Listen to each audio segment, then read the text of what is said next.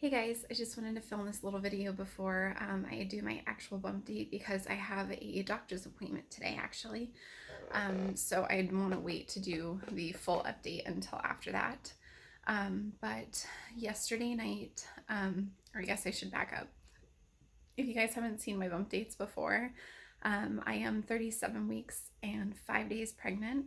I am due in just a few days on December 21st, and so far in this pregnancy labor experience, prodromal labor started around 32 weeks and picked up around 35. I was admitted in the hospital for a high blood pressure at 36 weeks. I am currently dilated to 2 centimeters. At my last doctor's appointment, she told me that my baby had moved out of the pelvis and higher, and I can definitely feel that she is definitely back in there. So that's all really good news. But that's just a little backstory on what's been going on. So last night around 10 p.m., me and my husband were eating a very late dinner together.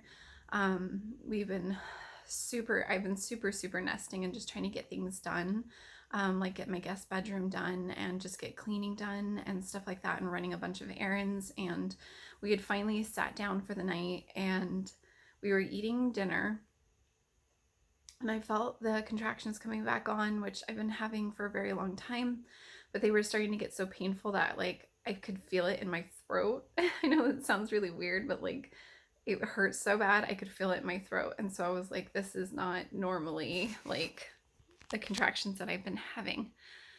Oh, if I seem out of breath, it's because I'm still having them right now.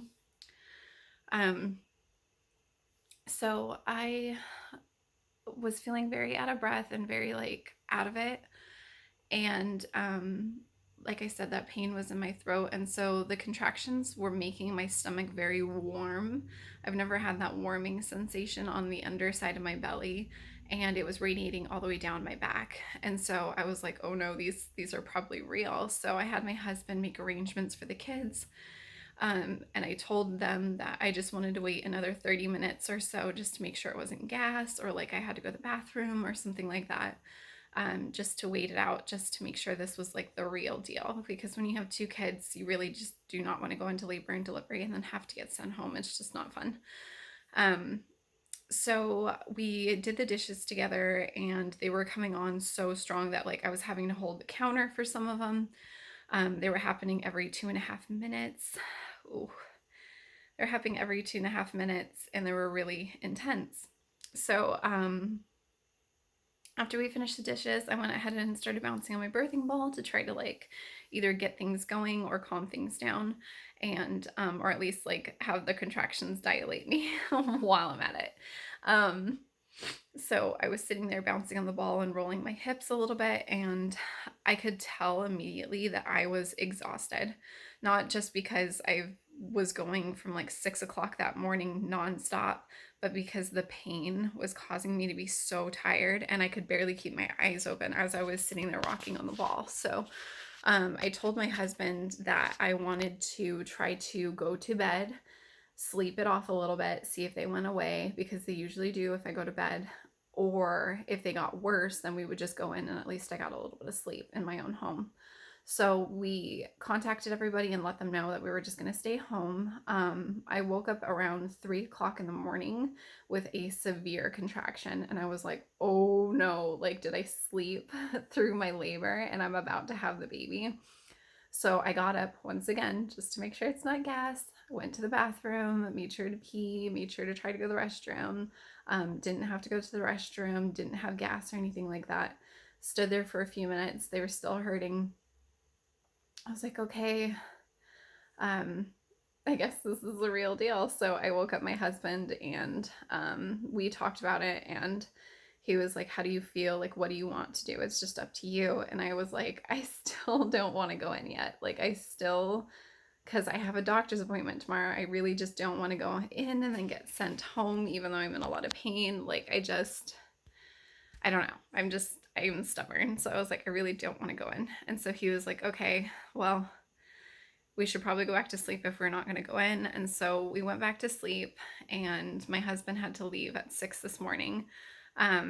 or 5 this morning, and I woke up around 6 with the kids, and the contractions are still here. They're still painful, but they're not like, I'm not moaning and groaning through all of them, if that makes sense. They just feel like really bad period cramps. And so I called my doctor's office at like 9:30 this morning, and I left them a message because the lines were busy, and I left them a message. They do have an emergency line if I need to call it. But I left them a message and I let them know what was going on, and I said, "Hey, either I'll see you today at 3 o'clock, or if you think that I should go in because of what's going on, please give me a call back." It's around 11 o'clock right now, and they haven't called me back yet. So I'm assuming that they think that I should just wait until my doctor's appointment unless it gets severe. Because, no news is better than bad news is usually when they call you. When you don't get a call from them, it's usually when it's like, okay, what's going on? So that's just a little update of what's going on. Still continuously losing the mucus plug, lots of discharge. Thankfully, I haven't been using the restroom a whole bunch, but I will get into that more with the bump date. But yeah, this is just the first portion of my bump date for you guys, and I wanted to update you with what's going on before I have my doctor's appointment.